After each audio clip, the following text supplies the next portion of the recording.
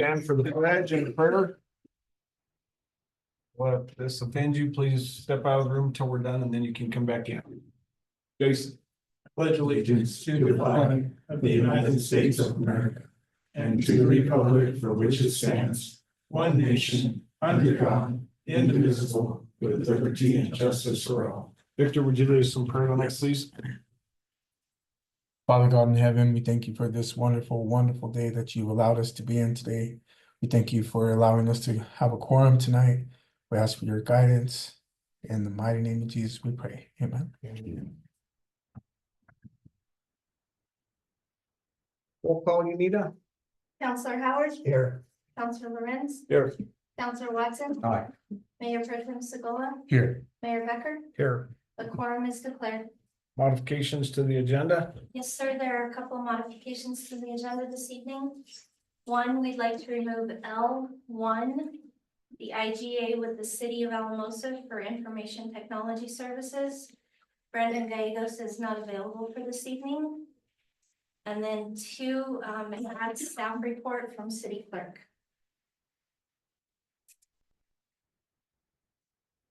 So moved. Second. It's been moved and seconded for the modification to the agenda to remove L1, the IGA with the City of Alamosa for Information Technology Services, and add N6, staff proposals, reports, and actions to add the city clerk. Is there any discussion? Unita? Counselor Howard. Yes. Counselor Lorenz, Yes. Counselor Watson, Aye. Mayor Pro Tem Segola, Aye. Mayor Becker. Aye. Motion carries to add the modifications as stated. Okay, approval of the consent agenda, minutes of regular meeting from October 3rd, 2024, and approval of accounts payable. Make a motion to approve the consent agenda. Second. It's been moved and seconded to approve the consent agenda, minutes of regular meeting from October 3rd, 2024, and approval of accounts payable. Is there any discussion? Unita? Counselor Howard. Yes. Counselor Lorenz, Yes. Counselor Watson, Aye.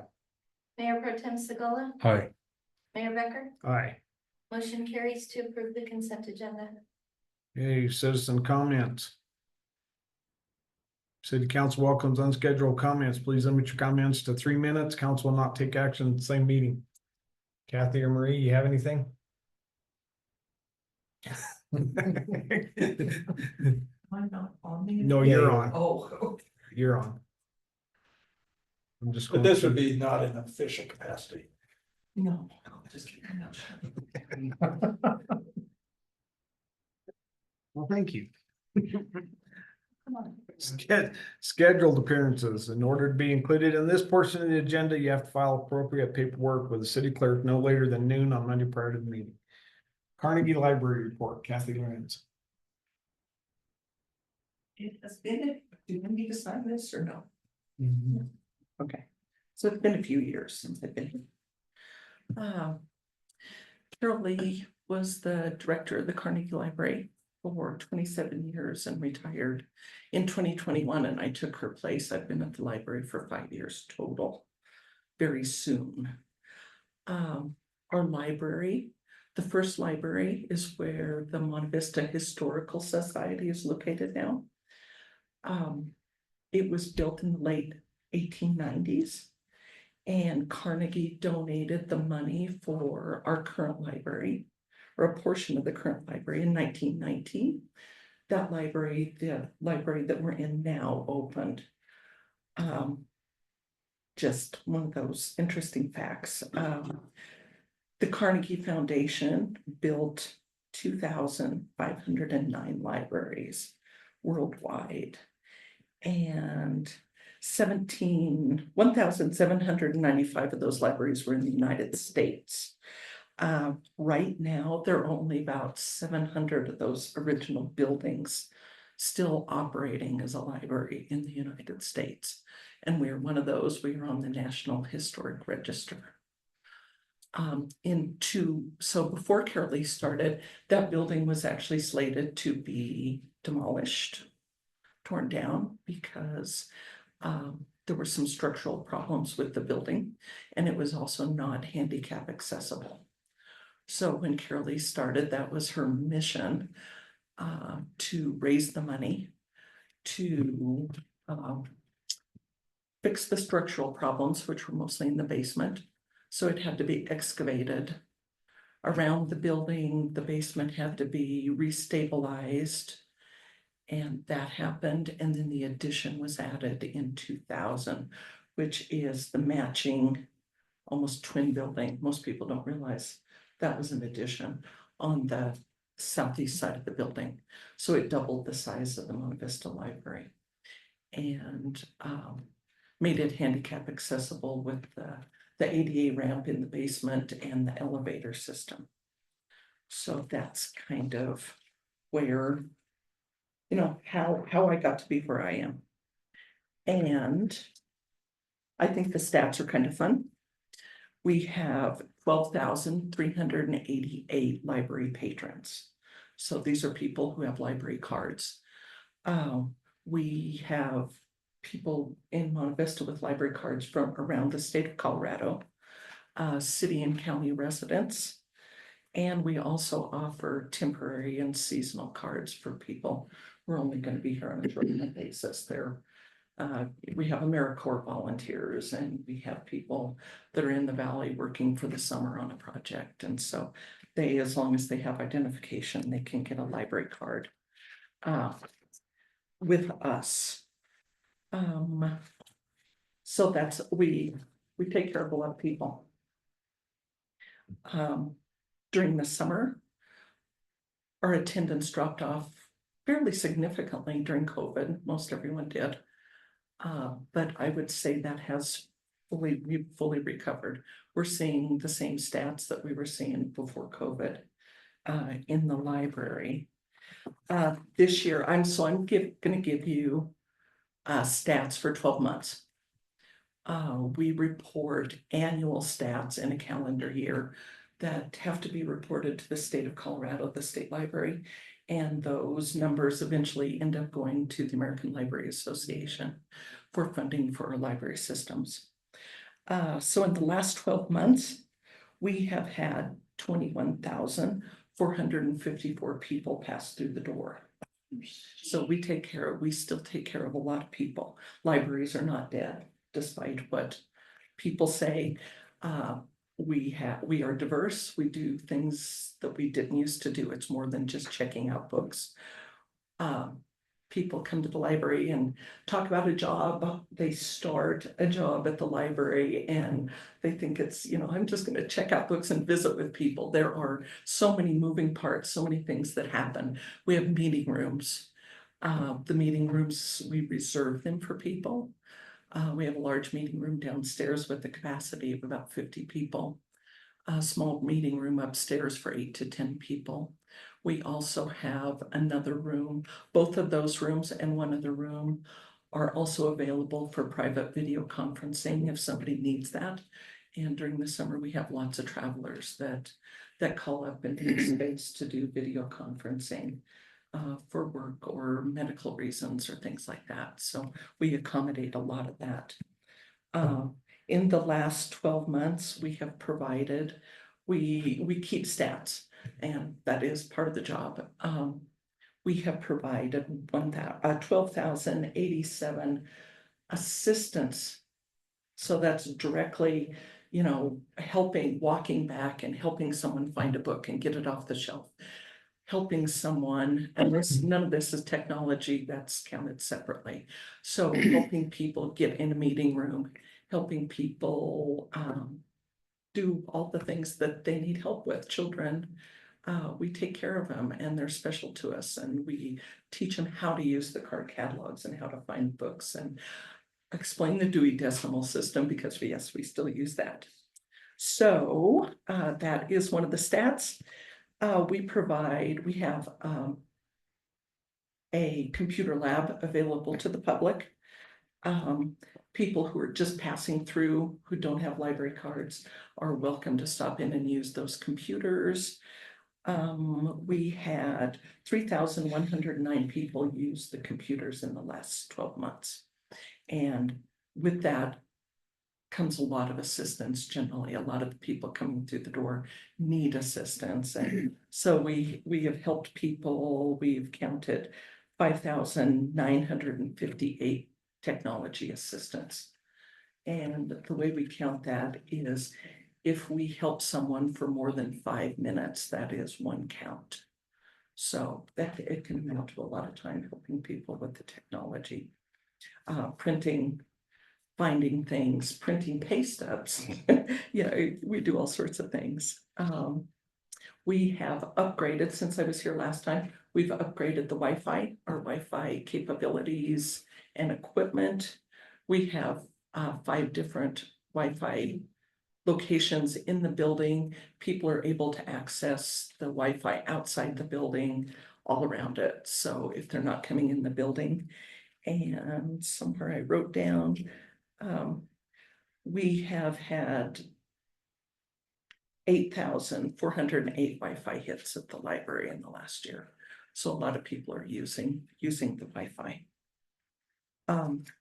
If we do not have a book in the library that someone needs for whatever reason, it's an old book, it's an unusual book, it's not something we have on the shelf, we can order those books through an interlibrary loan system that is set up through the state library and managed through a courier delivery system. A courier comes to our library 3 times a week to deliver and pick up books.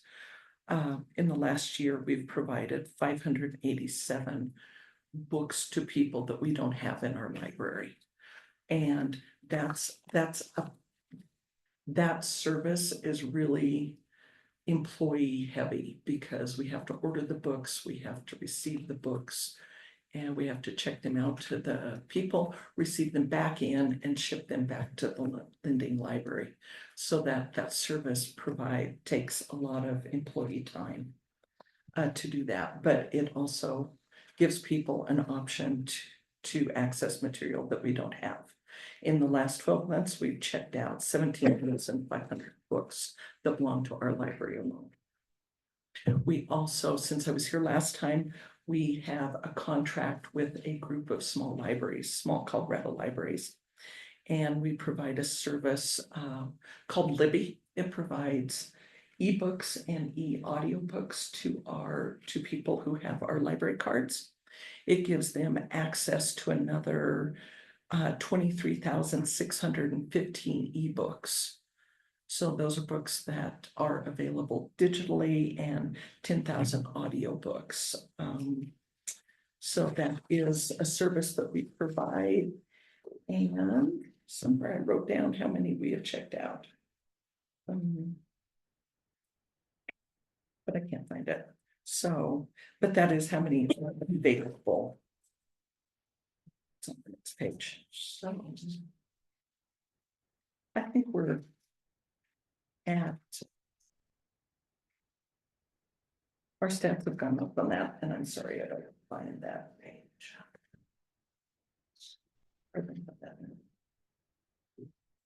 So I can't tell how many of those we've checked out, but we're about 1,500 ebooks, audiobooks checked out for our library. We have a total of, I'm going to talk about catalog materials.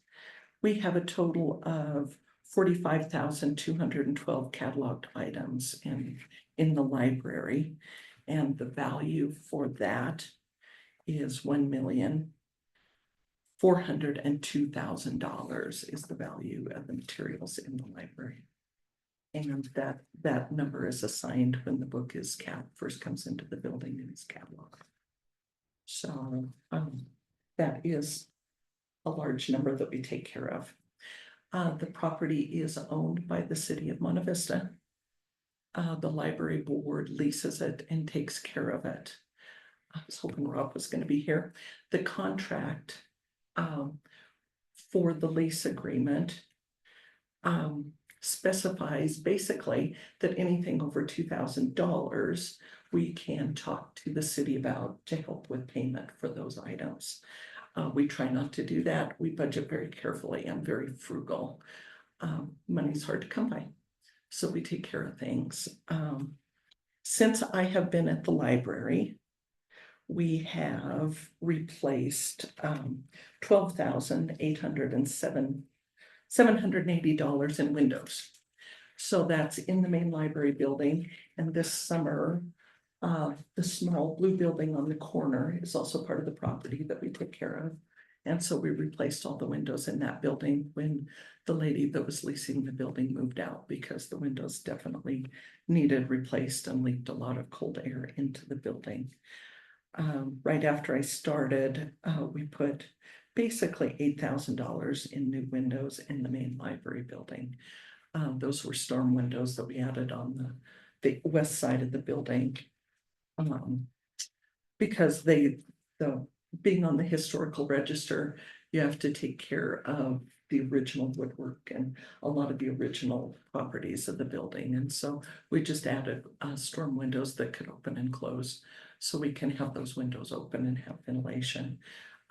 I still need to continue replacing storm windows around that original part of the building.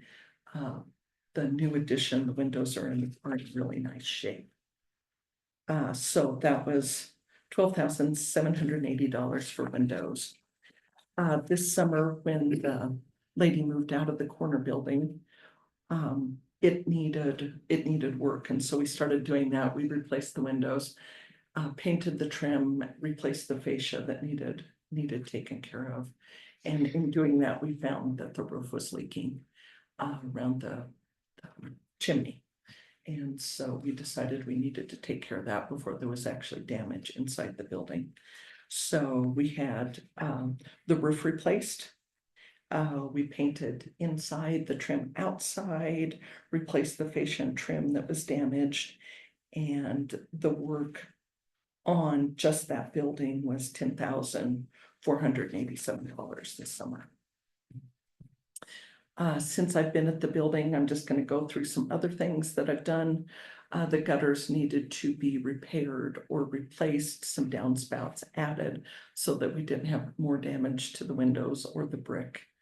And so I did that right after I started. The boiler has been rehabbed in the Monte Vista Library. And so it's been rebuilt, new parts, took care of that. We also needed to replace stucco on the south side of the building where it is not brick, especially along the handicap ramp in that lower basement area. That's been done. The sinks in the bathroom, patrons go in and sit on the sinks, and so those were all loose away from the buildings, or away from the wall, needed to be repaired and strengthened. They also have to be handicap accessible. So that happened last year, and they are now handicap accessible, and they are supported and won't have trouble with them separating from the walls. This year, the roof on the library needed to be replaced. It was 25 years old. And so looked for bids, took care of that. We also have a solar array on the south side of the building that had to be removed from the building to put a new roof on. Rain Man Roofing came in with a low bid, and he did a fabulous job. I couldn't say more about him. He said he would replace that roof in 2 days, and I didn't believe it would happen. His equipment was sitting in place Sunday night, and the new roof was finished by 9 p.m. on Tuesday. He took care of it. He had a large crew, really nice people, very respectful. They thoroughly cleaned up when they were done, and I'm very happy with that. So these repairs that I've mentioned have added up to $65,783 since I have started at the library. So the total money that I've spent out of my budget taking care of the buildings is $89,000. And you have to take care of your buildings. If you don't take care of them, it will cost you more in the long run, which brings me to why I am here now. So we have a 25-year-old elevator that they do not manufacture parts for anymore. So if the elevator quits, we won't have an elevator. We can't get parts for it. It is inspected 4 times a year annually. And believe it or not, it costs $2,500 to have an elevator inspected annually. So TK Elevator is in our building 4 times a year, and the state of Colorado performs an annual inspection on it as well. So 5 different people, or it's looked at 5 times a year, and the state elevator inspection is very thorough. And we receive a certificate that it is operating and it has been looked at. It's not a small cost to rehab, repair an elevator. And I'm hoping that you might consider some funding, because to look for grants, we have to have local community support. We are doing fundraisers, people are generous. The cost, Rob has the information for the capital planner. The cost for this project is $150,000. So if you could find a little money in the budget, my plans are to raise $75,000 in the next year through grants and donations, and have this project finished, I would hope, in September next year during harvest, because it's generally pretty quiet in the library during harvest. So that is my goal. I will mention that the Walsenburg Library, their elevator has gone down. So they're same issues, but theirs is down and they don't have a working elevator right now. And the last time I visited with the director there, they did not know that maybe they were reaching the end of the lifespan of their elevator, hadn't really planned for it. I have been saving money.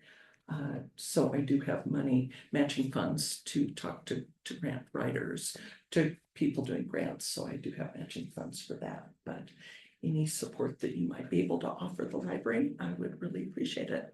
And know that we have not come to you and taken care of quite a bit since I've been at the library. Any questions? It's the most exciting news about the library. There's all sorts of exciting things. Really? Who's moving in next door? Okay, that is exciting. So the small building that we did rehab, that was one of the original gas stations in Monte Vista, the little blue building on the corner. So it is leased, and I guess they've announced it because they put it on their Facebook page, but Driftaway Coffee Shop is going to open a coffee shop. I was just thinking that the whole time you were talking about it. I was like, that'd be a perfect place for a coffee shop. Nice. That's awesome, So, excellent. yeah, I have considered it. The board and I have talked about it. We've talked about opening one. I thought it'd be cool to call it Carnegie Corner Coffee, but anyway, Driftaway is That's like moving in a there. perfect place right there for it. Yeah, it is, and there's the public parking lot across the street. We've got lots of parking in front, and it'll just be takeout, just basically what they do now, and they have great coffee, so I'm excited. It's wild, that was crazy. I was thinking about that the whole time she kept mentioning, I was like, maybe you should put a coffee shop in that or something. So that is exciting, and it will fulfill my caffeine needs, so thank you. Kathy, I have a question. Yes. Do you guys take any other books? We do. We're actually having, right now, our annual book sale has always been in Southwark, but when the 1st of September, we moved it to Monte Vista, and we're going to run it until spring as a fundraiser for the elevator. So we do take books. I have some Yeah. encyclopedias that need to find out. You probably got. You don't take- We don't take encyclopedias. I got. We will, if you have, how many sets do you have? I think there's 3. Okay, And they're I full do sets. have homeschool families that are often looking for encyclopedias. So I'll make some calls and see if I can find some homes for them. I'll get you a list. of There's books. just a small price tag associated with that. I just soon them go like that, cause I think I even got like the Animal Kingdom, the whole side. Okay, yep, So I will see if I can find a I'll home for get you. you a list of what I have. Yeah, the homeschool families are always looking for things like that. Thank you, Kathy. Appreciate it. That was a great report. It was. Thank you. You have a great library. So it kind of shocked me. You had all them statistics and everything like that, and then we said, tell us something good. It's like, man. It's all good, that's why it's. That's like, you stumped her. Yeah, I was like, what after that? It's. Queen Anita said no. All right, we are gonna move on to contracts, agreements, and leases. Contract agreement for the tree grant. Mr. Enders.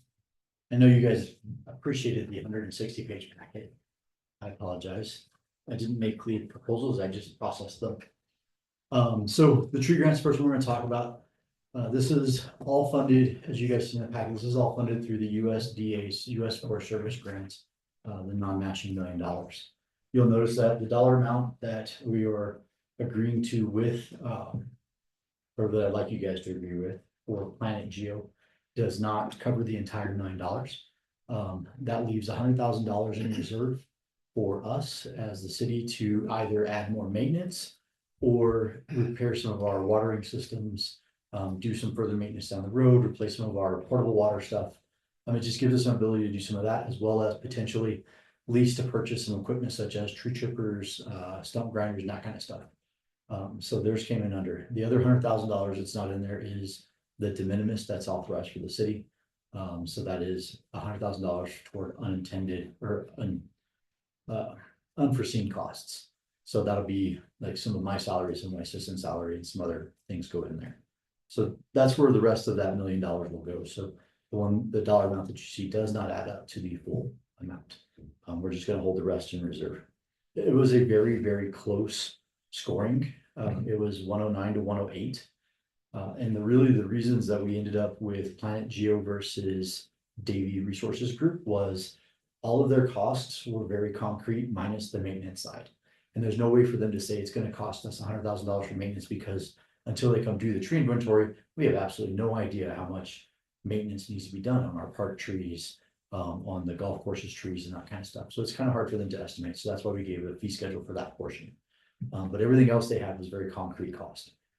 Davy did not. They had a lot of options here and options there. They didn't give us a cost for the trees. So there was some concerns in there about being able to stay within our budget. So with that, and then also Planet Geo has a very robust online software program that runs with the same GIS that we're moving to. And it's available after we get done with the contract. They have a lot of free software out there. Colorado Forest Service uses them, CSU's Forest Service uses them. So it just made more sense for us for the long term to be able to use them and use their publicly available data later. So that's why I sent you guys this little staff report. You guys have any questions on that proposal? Then I can give you a suggested motion on the bottom. I make a motion to approve the contract agreement with Planet Geo. Seconded. Can you authorize Gigi to sign it so that we don't have And to? authorize Gigi to sign the contract. Thank you. Second. It's been moved and seconded to choose. Read that. Planet Geo. Planet Geo for the tree project, USDA grant, Forest Service grant. And allow Gigi Dennis, city manager, to sign the paperwork. Is there any more discussion on this? Unita? Counselor Howard, Yes. Counselor Lorenz, Yes. Counselor Watson, Aye. Mayor Pro Tem Segola, Aye. Mayor Becker. Aye. Motion carries to approve Planet Geo for the free grant and to allow for city manager DG Dennis to sign the contract. So second one is for the $1 million out of the EPA multi-purpose assessment and abatement grant for brownfields. So this one is the one that will remove asbestos from City Hall and any other city-owned properties, as well as it'll test any other property. We have $550,000 for construction for city buildings. I'm actually concerned that's not enough. When we start to get into abatement, we may end up having to look for some more funds down the road to get through all the city buildings. But we'll get them all tested at least so we can make priorities and kind of get that stuff done. We chose Terracon, Rob and I both. The other proposals from Quandary. I didn't feel like they addressed I didn't think they understood the proposal. I don't think they understood the project. It just didn't come across as well developed as Terracon. We've also worked with Terracon in the past. Very responsive, very great communication, provide all the paperwork we needed for the EPA filings. They were a great organization to work with before. So I'd like to continue that process with them. So that's that one. Do you guys have any questions about that proposal? That one's way longer, way more technical. It wasn't a fun read. Oh, so then I again gave you a nice recommended motion. I'll make a motion to approve, the contract with Terracon Consultants in support of the execution of the EPA Brownfield Multi-Purpose Scope of Work and $977,630, and authorize G.G. Dennis to sign the contract. It said once completed, wouldn't we sign it before? Well, so once the contract has finally been all negotiated out as far as getting scope of work timelines, all that stuff completed, and put into the contract completed, then because we have a basic IGA contract, but it doesn't have the scope of work filled out all the way in it. So there'll be some things that we want to work through on that to make sure that it is all EPA compliant, as well as, there was a couple of things that in their proposal, we want, the original proposal we asked for them to do it all, like start to finish, all the EPA filings, all of the grant writing. I'm going to ask that for the end of the contract, like as we move forward, I want to get trained and get my staff trained so that next time we can maintain some of the administrative costs ourselves and start working towards salary, as well as taking away some of the requirements we have from others. So I want to add some education in there. So there's some negotiation I want to do on that. The price won't change. I just want to change the scope just a little bit to add education. So I just modify your recommendation a little bit to say authorize G.G. Dennis to sign the finalized contract. Okay, You good with that? I'm good with that. Okay. Second. Been moved and seconded. For the agreement for the EPA grant. Is there any more discussion on this? Unita? Counselor Howard, Yes. Counselor Lawrence, Yes. Counselor Watson, Yes.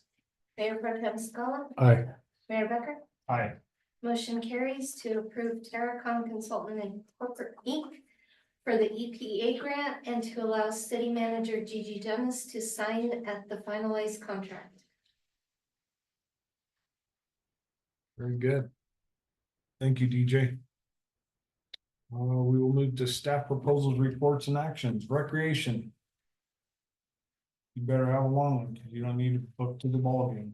That's true. Short and sweet.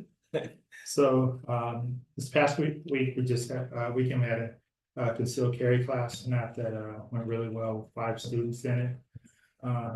Tackle football concludes this Saturday. On Saturday, we'll have 2 games, 3rd and 4th, 5th and 6th grade game at the high school. Girls basketball just started on Wednesday. Our numbers are way up in that for 3rd and 4th, 5th and 6th grade. And then our floors are going down for basketball seasons on the 27th. So we'll have half the girls season at Bill Metz and half the girls season at Sky High. So sweet, short and sweet. See? Any questions? Score of the Bronco game is 3-3. Thank you. Thank you, Durbin. Kids Connection. Good evening. Mine is pretty similar. We have kids. That's about it. We did receive our one tablet through the ProCare grant that was paid for by Lore, so I got that up and started to get it going. And I've spent like 25 hours this week just uploading our children into the system. So in the next few weeks, you should see that up on the city's website or going out on our Facebook page, so that people can keep track of what's going on with Kids Connection.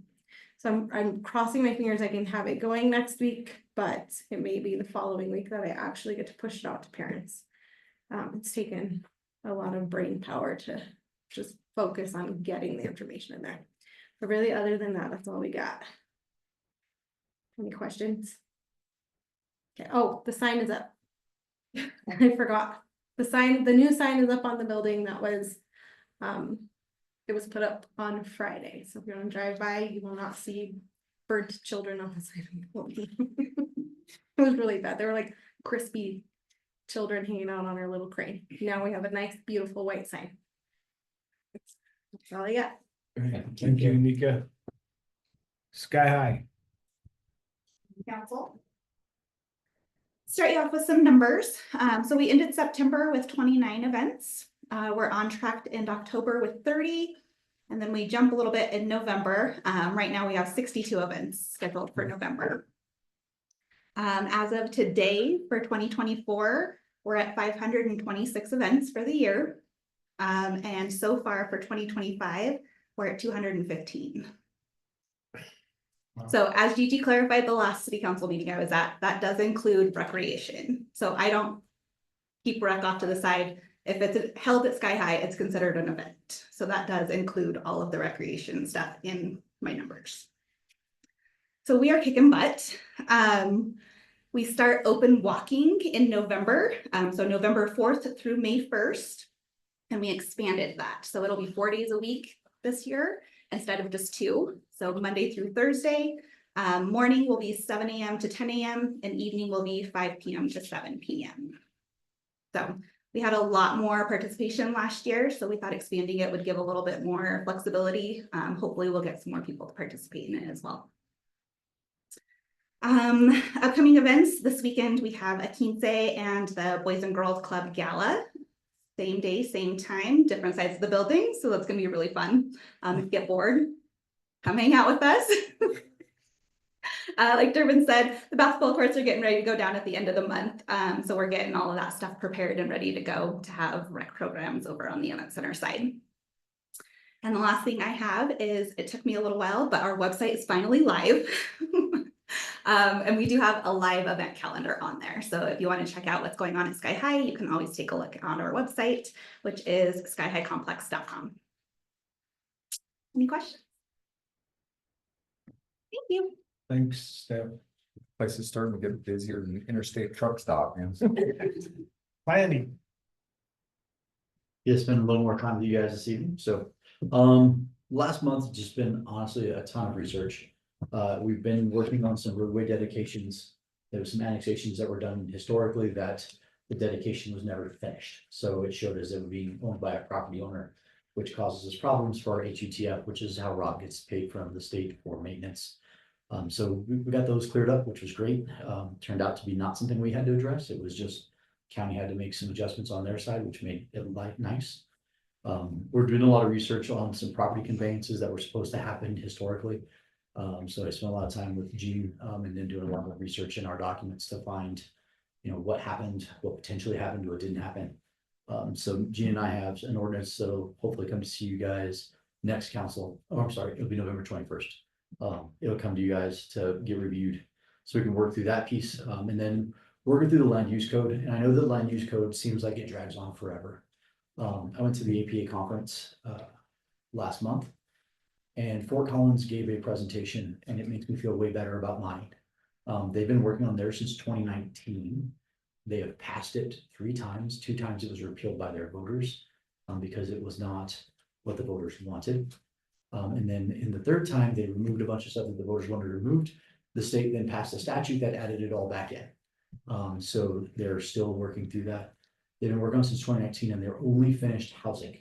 They haven't moved into commercial, they haven't moved into industrial, and they're still having to revise it again. So I feel good about ours being almost done at just over a year.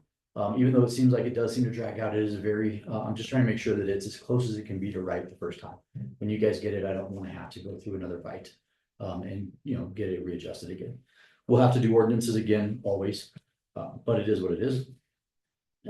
So we also hired a new code enforcement officer. He started this week. He's gonna be doing his training with the PD for the next probably 30 to 60 days.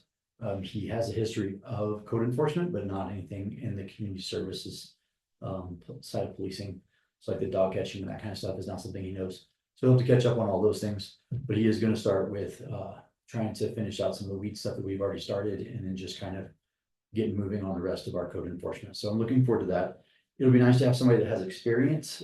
He's older. So hopefully he is as dedicated to it as he has been in the past. So looking forward to that. URA is working through their technical assistance that they got with CHAPA to plan out what to do with their properties, just kind of plugging through that. Once we get a little closer to completion on that, I'll probably have their chair come and give a presentation like, hey, this is what we're looking at doing. This is how it'll work, kind of thing. Planning and zoning will be a work session next week. It's our normally scheduled meeting, but we don't have any actual items. So we'll just be doing a work session based off of the land use code and trying to finish up some of those things. So that's really what the last month has looked like. A lot of reading and a lot of writing. Any questions? Thanks, guys. Thank you, DJ. City attorney.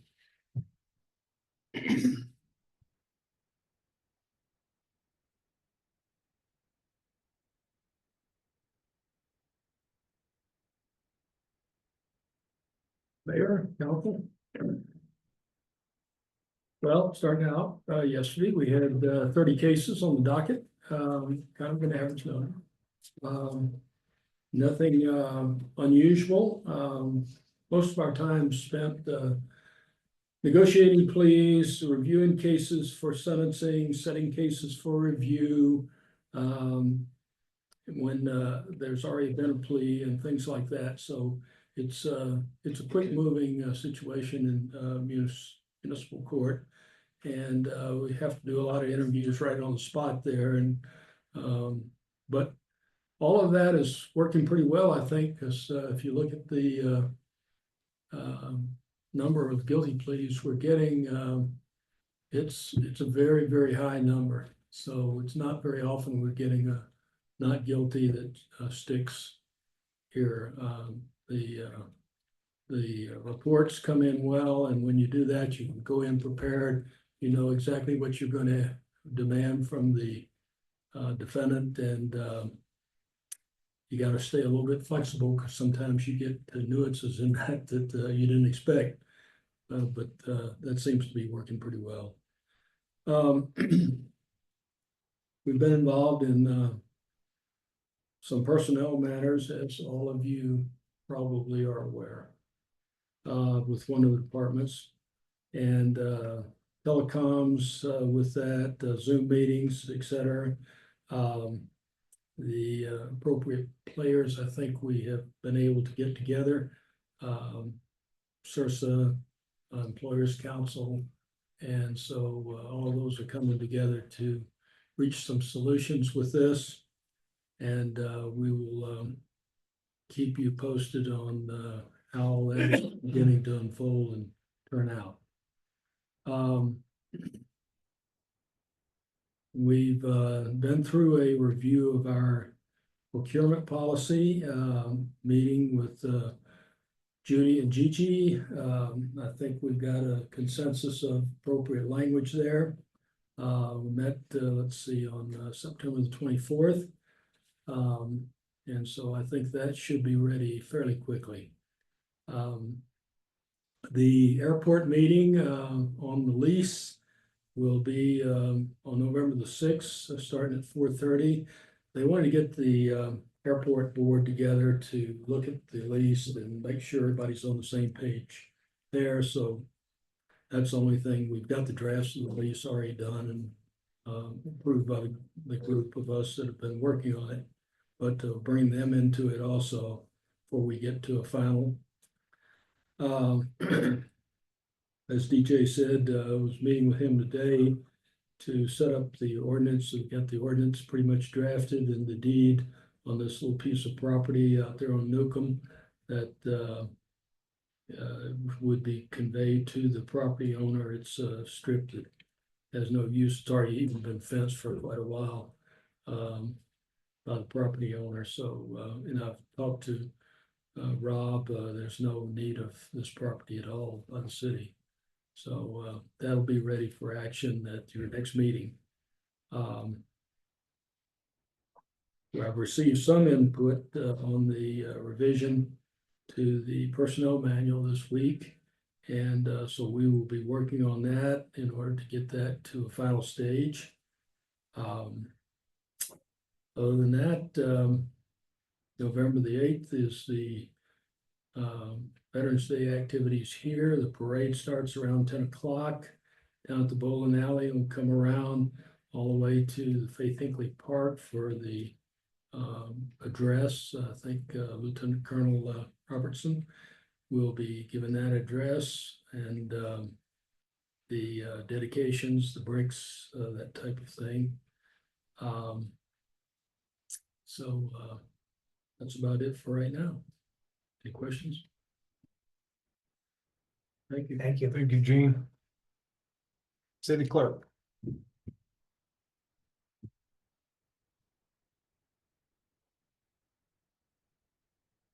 So I just have a couple things for you. Jean kind of touched on the main thing I wanted to talk to you all about tonight is the Faith Hinckley Veterans Memorial Day Park dedication and the Veterans Day celebration on November 8th.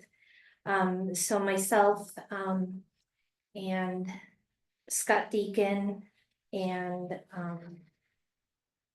Philip Mackey, we've been working together. Thank you. We've been working together to put this celebration together. And we have a flyer out. I did send it to all of you to ask you to share it as much as possible. But we will be having the parade, as Jean stated, it will start at 10. We're asking for people to join on our parade. So I've sent it out to the schools, sent it to anybody and everybody we could think of to join in the parade with us. We have the Veterans Medal of Honor Award that will be awarded. Remembrance of George Blake, the Pearl Harbor survivor. Keynote speakers, Lauren Howard, which thank you so much for doing that, from the U.S. Coast Guard, and then Patty Robertson as well, as Jean stated. After that, we also have involved with it is patriotic songs from the Monte Vista High School Band and from the Del Norte High School Choir. They will also be joining with us in celebrating. I don't know if any of you have been able to get over to the park and take a look, but the park is somewhat complete. So all the bricks are laid. All of the KIAs and the MIAs are in, and the park is complete with bricks. It's not the engraved bricks just yet. Due to the hurricane, the bricks that are engraved are coming from Florida, so they were delayed. They still think they can get them here within the next week. North River Greenhouse is on standby, so as soon as I get them, they're gonna lay them. So the park, you can see, is still closed because they haven't sanded the bricks, so the bricks are still loose in there. So we've kept the park closed to keep people off the bricks, so the KIAs aren't messed up, so the bricks that are in there that are gonna stay don't get taken out. So I'm hoping in the next 2 weeks, the bricks come in and they'll get laid, everything will be sanded, and everything will be in place before the celebration on the 8th. We're gonna have hot dogs after the celebration, so I hope all of you can come and be there for the celebration. So the other thing that came across my desk today was, if you all remember Francesca Archuleta and the kids from the middle school that spread kindness, the kindness group. They sent me an email, she sent me an email today, and with the hurricane that hit, they are doing a fundraiser for hurricane relief effort. And on Wednesday, Monday through Wednesday next week, from 3:45 to about 4, 3:45 or at 4, after school, they're gonna have a booth set up outside and inside the cafeteria area where they're gonna take non-perishable items. to send over there. They're all gonna have a booth set up with a camera to take pictures. And they're asking that a member of city council might stop by because this was a fourth grader student who came up with the idea to have the families stop by and donate for the affected families of the hurricane. She said that she was touched by her compassion and the initiative and would love to have a member of council stop by and speak with the student in a photo opportunity. So it's Monday through Wednesday that they're doing that at the middle school.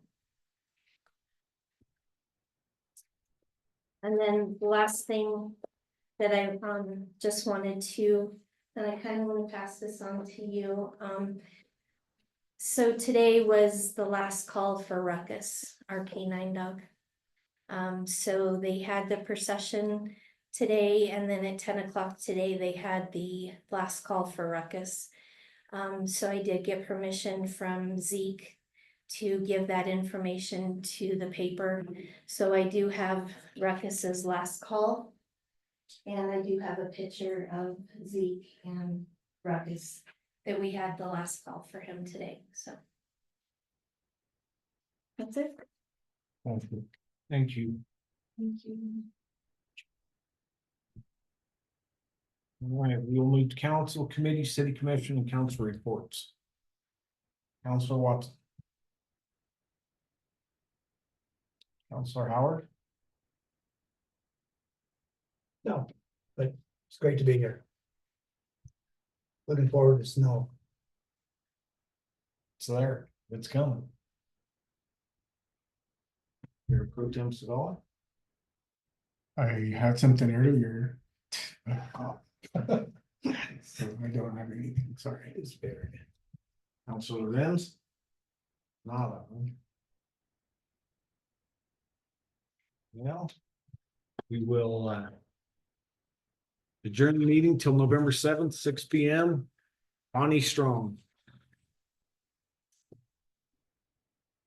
I can spew a lot of nonsense, I just don't want that on record. Well, thank you for your honesty. If I don't get to talking, because it's not a good thing.